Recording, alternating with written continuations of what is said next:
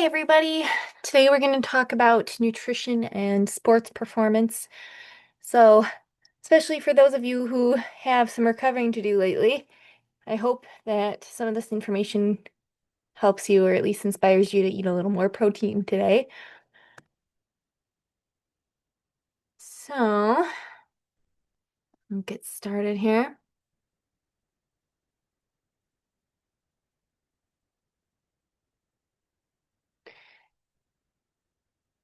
So, first off, we know that proper nutrition is going to help our life in a myriad of ways, but especially in our athletic endeavors.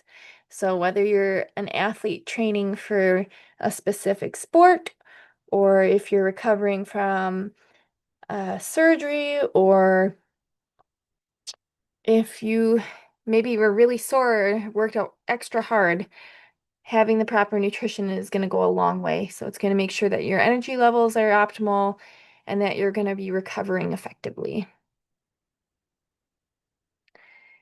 So the two main things I want to talk about first are the role of carbohydrates and fats. So for higher intensity exercise, carbohydrates are the primary energy source. So things like sprints or jumps or um, things like hurdles even, you're going to be using quick energy that's stored in your muscles. This can be called muscle glycogen. So it's basically like sugar in your muscles, to put it simply, and that's the quickly utilized stuff. So this is in the first few seconds to a minute of exercise. Um, After that, fat or fatty acids are going to be your main source of fuel.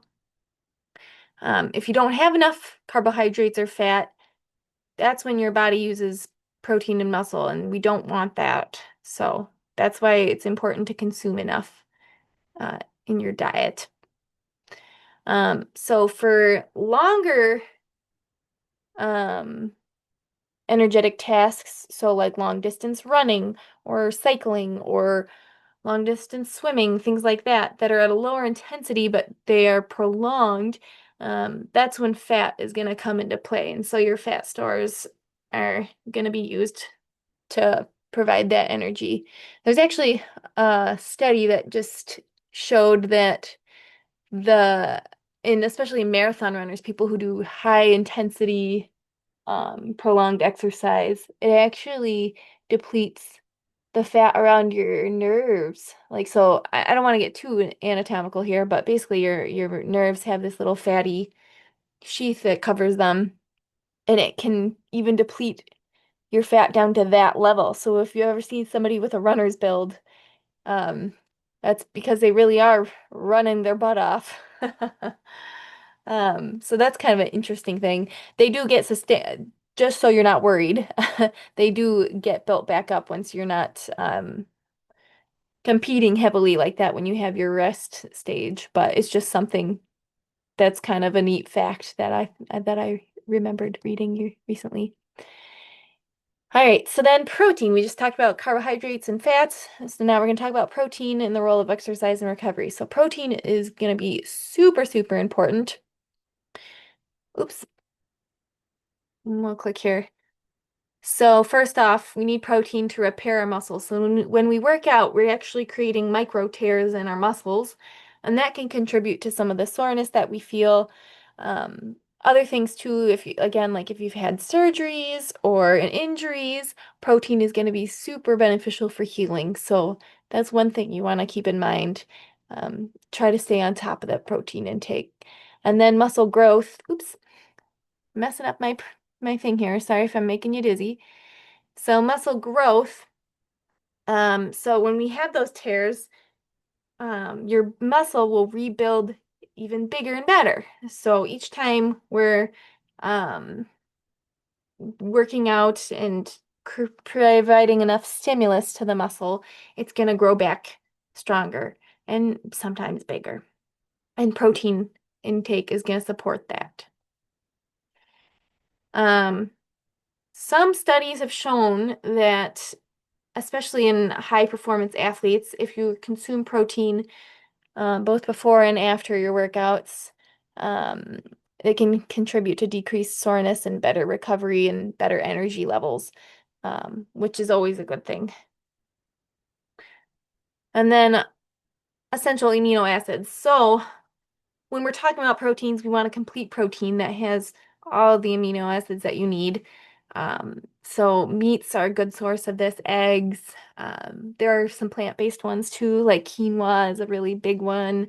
Um, so looking for those complete proteins that have all the amino acids, the building blocks of proteins, um, will help you have a quality protein, pick a quality protein for recovery. Protein powder, um, is also a source. When you're choosing a protein powder, though, look for a whey protein powder, if you're able to consume dairy, because those tend to be absorbed a little bit easier and be a little more effective. If you can't consume dairy-based one like whey or casein, then a plant-based one is perfectly adequate. They can be a little harder to digest. It just depends on your digestive system and what you can handle. They also have some really nice egg white ones as well that I like to recommend. All right. So then again, back to the energy part of things. When you're not consuming enough protein, um, you're gonna feel it in your energy levels. You're not gonna have the energy levels that you should. You're gonna feel probably some fatigue. And you're also gonna notice that you're staying sore longer or just not feeling 100%. So you really want to make sure that we're getting that protein in. So you can look at your nutrition packets that we printed off Precision Nutrition, so that palm amount, and that could be of whatever type of protein, whether it's a chicken breast or lentils or whatnot. Just getting that serving, that palm amount of protein. It's best to get it within an hour post-workout if you're able. That's when it's most readily absorbed and used, but if you're not, at least just get it when you're hungry at your next meal. So the goal of sports nutrition, so we want to, because you are all athletes, working out makes you an athlete. The goals here are to stay hydrated. So we want to make sure that we're supporting our body, because especially when we're losing water and sweating, especially in the summer too, when you're losing a lot more water, we want to stay hydrated. So half your body weight in ounces, like we talked about, and then making sure you're getting enough fuel. So can't run on empty. So making sure that we're getting balanced meals with carbohydrates, fats, and proteins. Um, And then that usually if you have good balanced meals, you'll make sure that you get all your vitamins and minerals, ideally if you're getting them from quality sources. And that will all aid your recovery and your performance. So you'll notice the difference in your workouts. You're not going to feel as sluggish or worn out. Maybe you notice you can lift a little more, or those jumping jacks didn't tire you out as much. So the little things, it'll take time, but the more you focus on your nutrition, the better your results will be. So those are all the things we talked about. You can pause the video at any time to read those more. All right. So next up, um, macronutrients. So remember, we talked about these before. So macronutrients are carbohydrates, proteins, and fats. So we want to make sure that we're getting enough carbohydrates. So this could be something as simple as eating a banana before your workout. If you haven't had, if you need a snack or if you haven't had enough that day, just get something in you.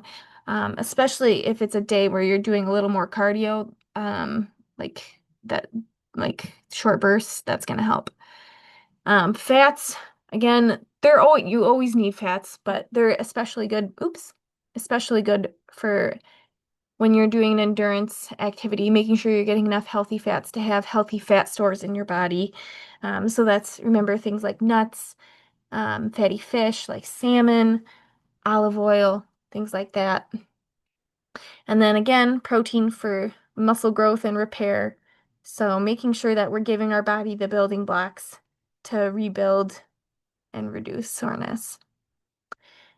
All right, and that is it for today. If you have any questions or want to know more or need snack ideas, I have myriad snack ideas or meal ideas if you're feeling in a rut or you just need a new idea. Like I said, let me know and have a good rest of your day, everybody.